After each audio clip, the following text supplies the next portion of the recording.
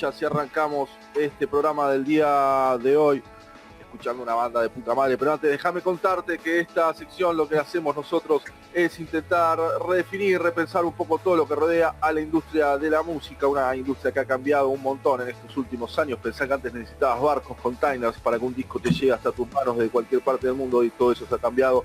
Y para hablar de todas estas cosas es que hemos tenido ganas de hablar con productores musicales, músicos, etcétera, etcétera, y hoy nos vamos para el Reino Unido para hablar con los amigos de Wolf Culture que ya están conectados.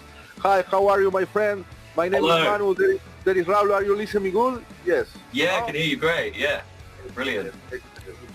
Well, I'm gonna leave you with Raul. He's gonna make the question we made from all bands from the cruise around the world. Later we're gonna talk about the present of Wolf Culture, okay? Brilliant. Sounds great to me. Perfect, sí, sí. Todas las palabras. I can understand every word you say. It's awesome. See, we are really happy to meet you. Great band. It's a really great one. We are going to talk after with the band about the band. We are live, so please tell us your full name, where are you from, and how old are you? Brilliant. I'm Max Dervan. I'm from Bournemouth and I'm 26 years old. Wow, 26 years old. I'm going to make a little translation for the Spanish listeners. Estamos hablando con Max de la banda Wolf Culture del Reino Unido y tiene 26 años. And can you tell us which is your first memory of you listening to music? First time listening to music would probably be with the, driving on vacation with my family. I don't know who we would be listening to, probably like Elvis or something like that, yeah. So I would have been very, very young listening to Elvis because of my dad. Okay. So. Bueno, nos estaba contando su primer recuerdo, apareció Elvis, Manu, de vacaciones con la familia y escuchando Elvis. And can you tell us which was your first instrument and which was the first song that you learned? So, not including like the hand drums or something when you're really young, would have been guitar that my parents just had me start learning at school. I think the first song was probably the James Bond 007 theme. Wow. So very simple, very simple. Not so simple, but you're the first one that told us that. It's interesting. See? Manu, aparte, and I think that this really big difference is, I'm over 40, you know, between the young people and the old people, because the old people always say CDs, radio and that kind of things, and you name an original soundtrack, you know, that is interesting for us. Yeah. Sí, bueno, estaba hablando que le regalaron una guitarra porque estaba aprendiendo a tocar la guitarra en el colegio y la primera canción que aprendió fue una de 007, impresionante. And can you tell us... Sí, el riff de 007, increíble. And can you tell us, are there any places to study music for free or you always have to pay? Yeah, it's more, I mean, there's lots of great opportunities to play music. I think it's never really free, but it's very low cost. So very cheap. So it's cheap, but not free. But it's mainly in school. So our school system in the UK is pretty decent for pushing the music.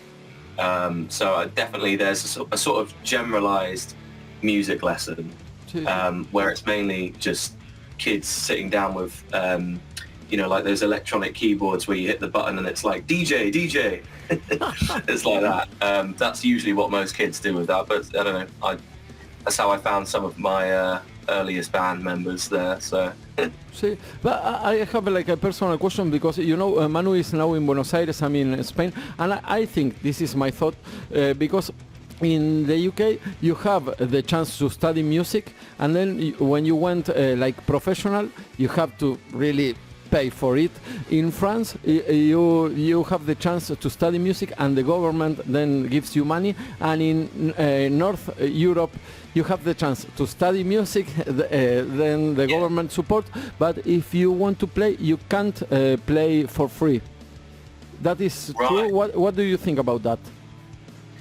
Well, I mean, certainly from our perspective here, it's it's not really seen as I mean, obviously we see it as a job because there's a lot of work that goes into. People don't see how much work goes behind the scenes. Exactly. For anybody really in the music industry, whether or not you're a photographer or in a band or manager or anything like that. But I did hear something about. So I'm half Irish, so over there they've just introduced, I believe, something where. The government will pay musicians, even if you're just sort of playing in the street sort of thing. Exactly. You get a certain wage. I'm not sure if you're familiar with that, but yeah, we're looking at that going, yeah, that's what we want. So there's not, it's always better. So the grass is always greener, as we would say. Yeah. So, exactly. But yeah, it's as long as music is not being sort of suppressed, then that's fine, really, I think. Perfect. That is the thing that I like to hear listen from musicians. Perfect. Sí, I completely agree with that. Manu, es muy interesante lo que nos dice porque dice que ellos no son profesionales a nivel mainstream, digamos, pero sí lo que explica que hay un gran trabajo atrás, que no todo el mundo lo ve, el trabajo que tienen atrás las bandas, y dice que sí, es cierto, y él es mitad irlandés, y también lo que les pasa que en Irlanda sí te apoya el gobierno aunque estés tocando en la calle. Entonces dice, bueno, que está todo muy bien, pero bueno, ellos también quieren eso, y lo que ahí apareció otra cosa que está bueno, siempre que no haya mucha presión sobre, it's interesting what you say about the oppression, I like that, sí, que si no hay mucha presión sobre el tema de la música, que siga para adelante. La verdad que está buenísimo lo que acaba de decir. And can you tell us which was the first concert that you went? Well, my parents, so when we started the band, it was myself and my brother was the original guitarist, and we tried to work out what the first band we saw ever together was, and I think it was the first proper gig where our parents didn't have to go with us and sort of be holding our hands sort of thing. I think I was about 10 or 11, and we saw Blink-182 and the All American Rejects in like our local sort of hall, performance hall. That was really good. And I remember thinking, like, I headbanged so much that I did my neck in, like I damaged my neck a bit, so it must have been good. Must have been good. And Blink-182, they have a really strong scene, really they jump around and scream all that, or it's not? Wow. Well, this was them in 20. It was after they got back together the first time, and yeah, they were pretty energetic. I remember the drums being really impressive. Travis Barker's drum, and obviously it would be, exactly. But yeah, it was fun. I remember it being really fun. Perfecto, sí, bueno, Manu estaba hablando sobre su primer concierto sin ir de la mano con los padres, gran detalle, muy bueno, y decía que sí, Blink 182, y dice que sí, fue un show de la puta madre, y que hizo un montón de cabeceo y le dolía el cuello, así que tremendo la oportunidad. Sí. No, la banda tiene un montón de años, tiene 26 años. ¿Qué edad tenía cuando arrancó la banda? Sí, Manu wants to know, because Wolf Culture is a really old band. Can you tell us about your 26, about that beginning when you met you were included in the band? Yeah, yeah, sure. So the band, I mean, so my brother and I, he's four years older than me. He's no longer in the band. He's got Sam, different guitarist now, but yeah, when that started off, he and our drummer Jake were in music college with each other. So they went off after leaving school. They went to a college for young people for music, and they met there. And then they were starting. I think they were in one or two other bands, and then they thought they'd formed their own thing. But neither of them at that time sung, so they were thinking, we need a singer, and they were practicing in Jay's room when we all lived in our parents' house, and it was like, we need a singer, and I'm across the hall in the other room playing my acoustic guitar, singing sort of thing. So he just pulls me in, and we're starting a band now thing. So, but yeah, it was good. So yeah, that's pretty much how it started there. It was very much a three, me, Jay, and Jake at the beginning, and I would have been because we started off and we had a couple of different names before Wolf Culture, but the band really started when I was 14, I would say, so quite young. Yeah. But yeah. Beautiful experience. Come to play in a band. Muy bueno. Yeah, exactly. This is another personal question, kind of personal question. It is hard to find a vocalist in the UK? I think the hardest thing to find, I'd say the hardest member of the band to find would be a drummer.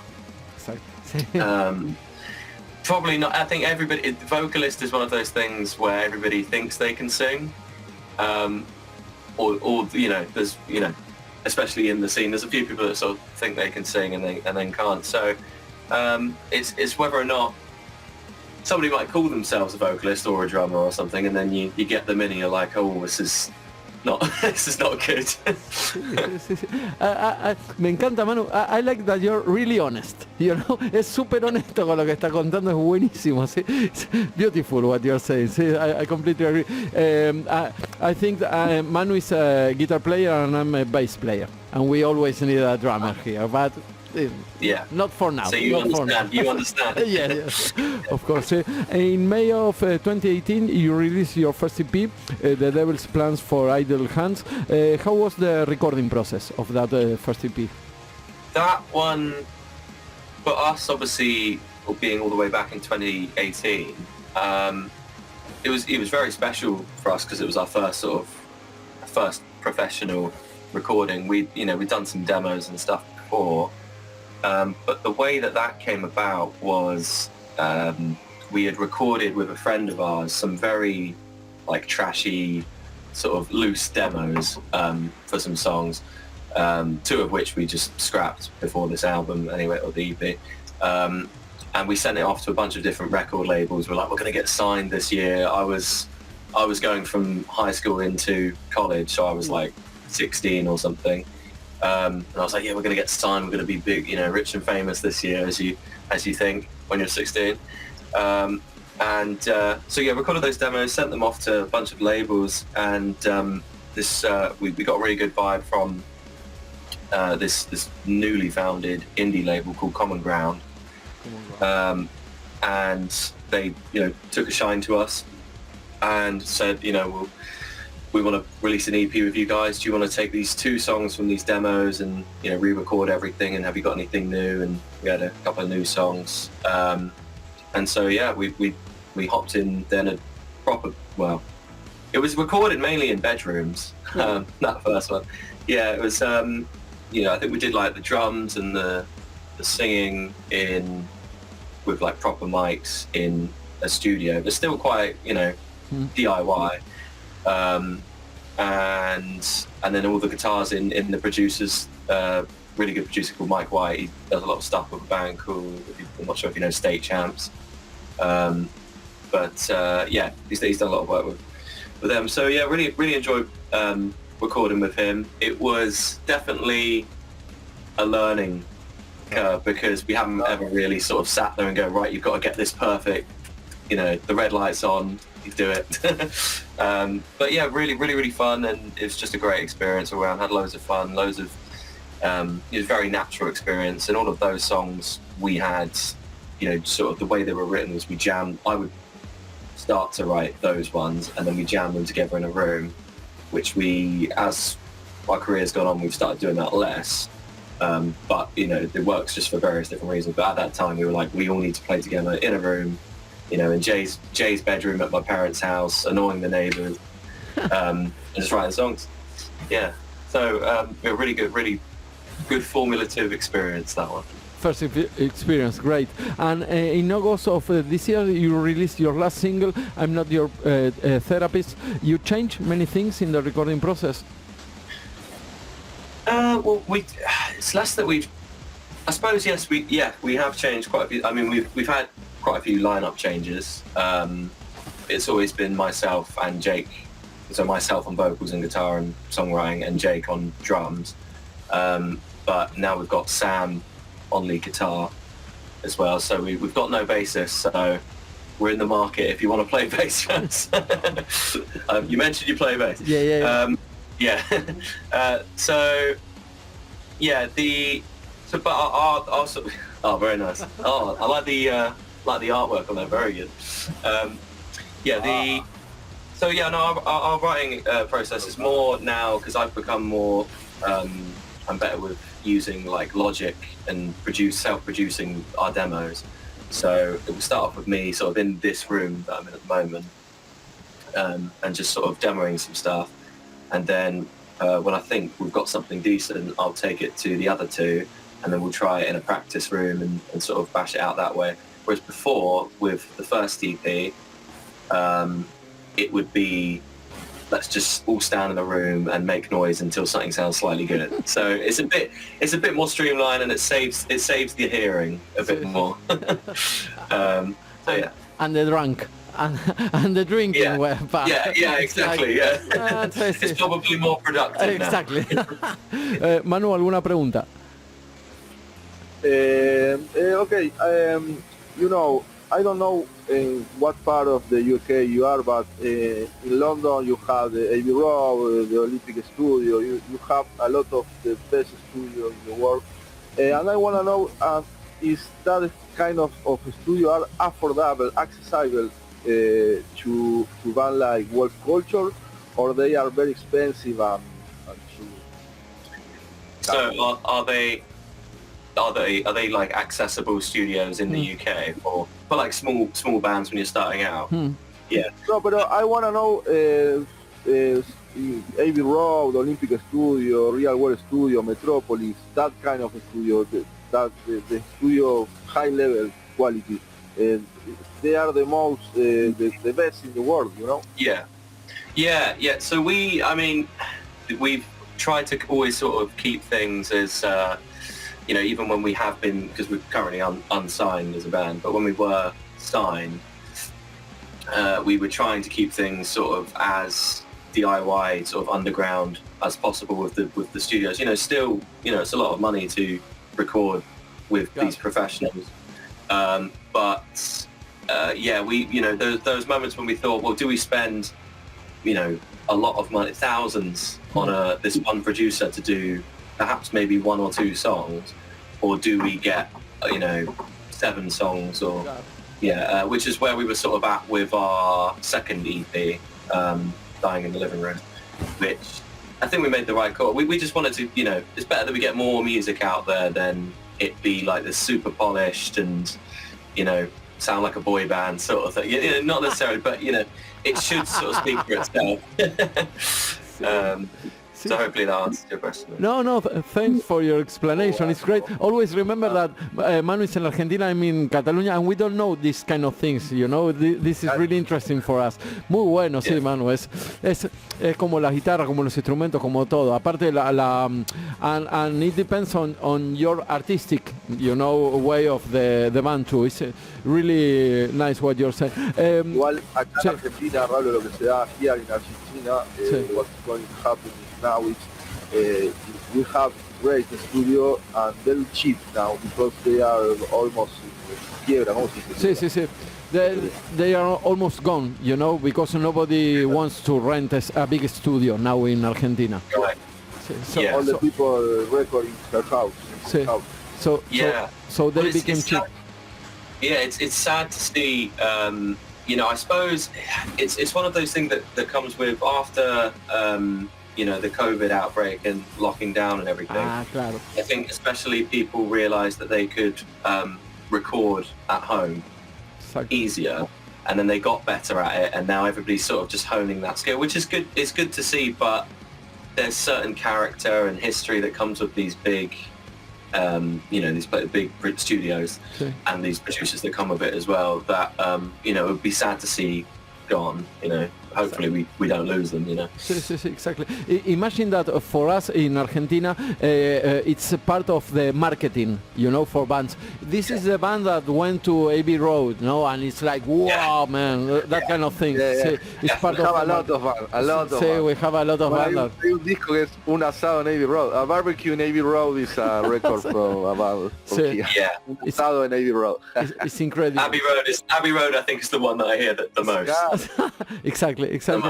Sí, nos entiende. You understand everything what we are saying. It's incredible for us. Nice. Sí, sí, me encantan estas cosas, Manu. Sí. And can you tell us what things inspires you to write music, to write the lyrics? Lots of different things. I mean, it's punk music. It's sort of pop punk music, so it's always going to be somewhat about, you know, breaking up or something like that. But you know, I've always, you know, we've never released anything where I've not written the song or sung the song and felt some sort of like overwhelming emotion. I need to have played the song and then gone, well, I like that song a lot for it to move me. So, you know, emotionally.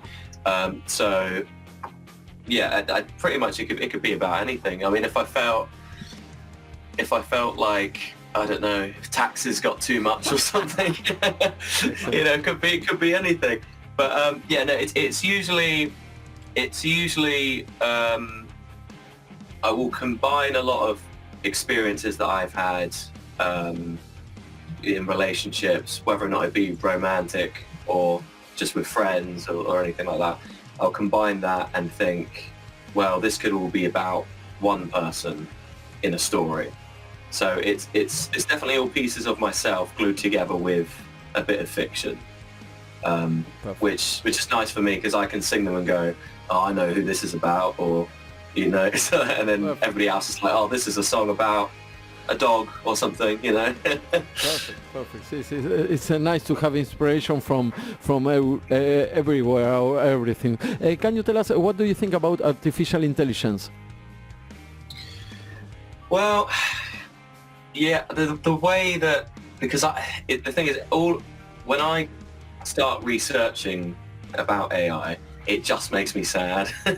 But I think it's amazing that the human race has got to this point. But the idea is with AI, to me, that I think people have sort of lost, is that it should have been created to take away all of the menial like jobs that people don't want to do, and so that we can all focus on creative stuff like art and music. Whereas it seems to have done the complete opposite, and it seems to just be taking away all of our art. And, you know, people aren't like, you know, I've got photographer friends and artist friends who are losing out on work because, you know, people, like when we were starting off, we would reach out to these independent people and go, we need artwork, please can you know, we'll commission them, we'll pay you to do that.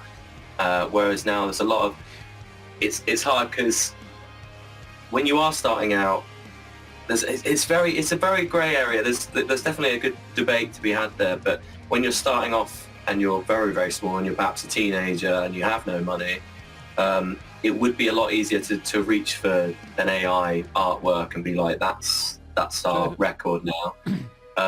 You've saved yourself maybe £100, which, you know, you don't have when you're a teenager. So I could see that, you know, perhaps if I was starting off back then, but yeah, it's sad, but that's my general rule of thumb. I think it's always a negative if it's taking away from creative stuff, because that's a very human thing. Excellent. Yes. Sí, and I like, you're the first one that speaks about that. That is interesting. Muy bueno lo que dijo Manu, que no se había hablado nunca de eso, que la inteligencia artificial tendría que haber sido hecha, programada, digamos, para que haga los trabajos que la gente no quiere, y en vez de hacer los trabajos que la gente no quiere, pum, le dieron directamente al arte y la parte creativa, y eso, digamos, que no le gusta mucho. Y aparte de lo que estaba hablando, él, por ejemplo, que tiene muchos amigos fotógrafos o diseñadores que son freelance, y que le está quitando el trabajo directamente, porque alguien joven, digamos, que no tiene el dinero para pagarle ese tipo de artistas o de profesionales, va directamente a la inteligencia artificial y lo resuelve. Así que es una cosa que para algunas cosas está bien y para otras está mal. Bueno, lo que dijo de I'm laughing because I don't want to work at anything, so for me they can take all the work. It's interesting what you're saying. See, I completely agree with that too. See, can you tell us something about the UK actual music scene? How do you feel about the music scene now? I'll be honest. I've always been very bad at personally keeping up with the like the state of music in the UK. Personally, outside of the band, in the last sort of couple of years, I've started a bit more music journalism and going to gigs and reviewing bands.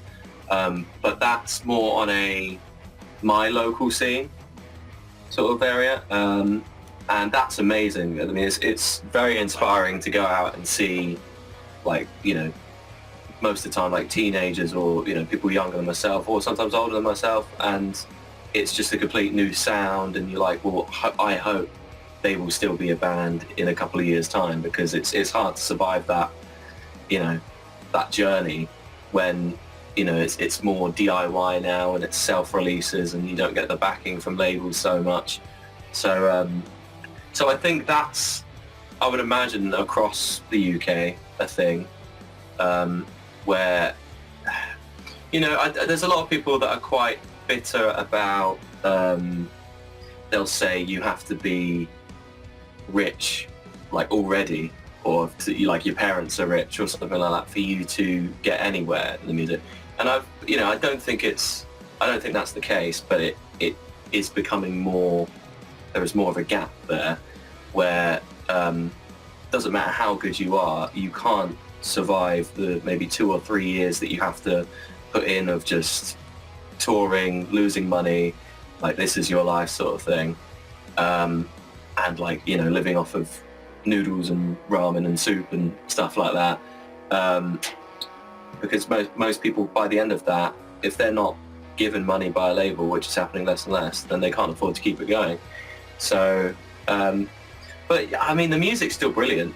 It's just, I think it's all coming out a lot more polished. So you're either seeing someone who perhaps did come from money or saved up a whole year of their own money to pay this big producer to do one song, and that song would be great, but then, you know, people listen to it, love it for a week, and then where's the next one? You got to wait another year, sort of thing. So, yeah, it's very much about that. So it is unfortunately becoming a bit more, you know, money orientated. You know, it always has been, but.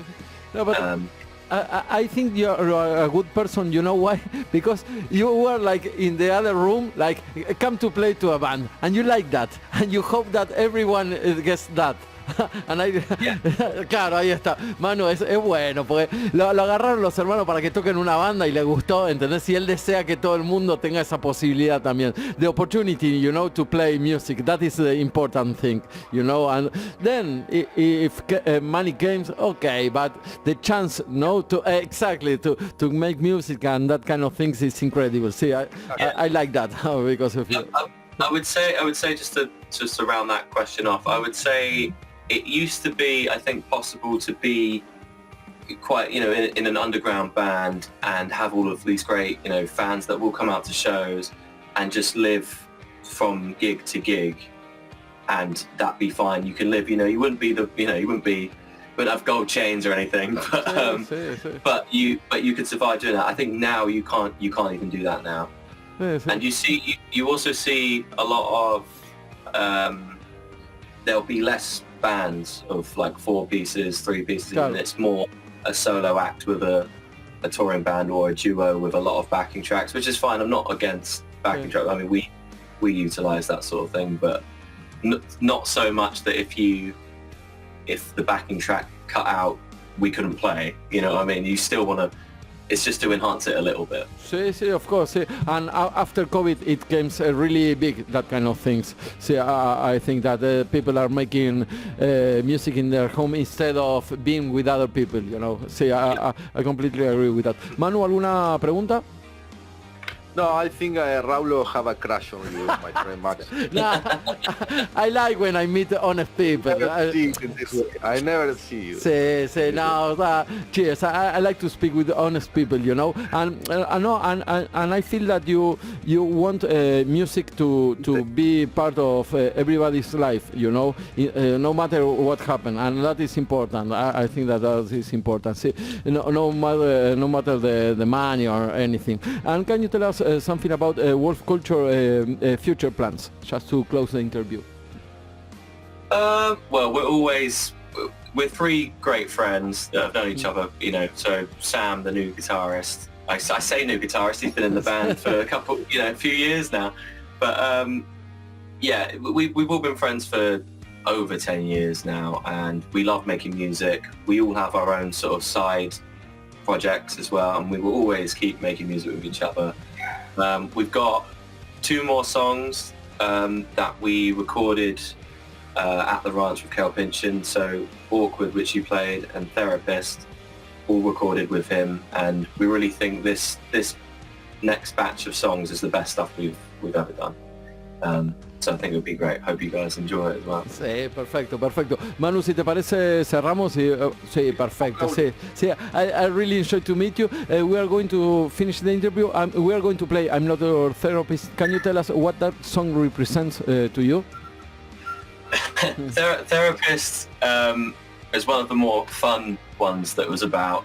It's basically about a time where I was in a pub or a bar or something, and I was just sort of there like, I just want to enjoy my beer. It's been a long week. And then there's all of these people that just start coming up to you like, oh yeah, we're best mates. And we're not, like, you know them, but you barely know them.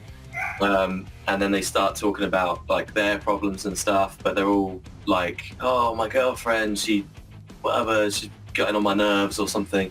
And you're like, just go away.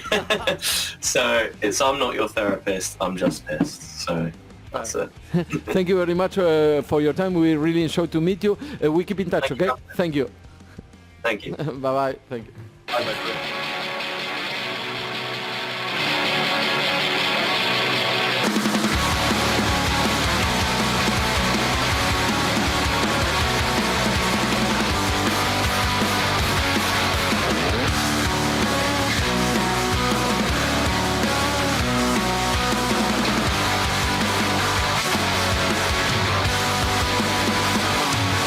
Just talk and take a walk with me. Oh, we were just a child, and so much resistance now.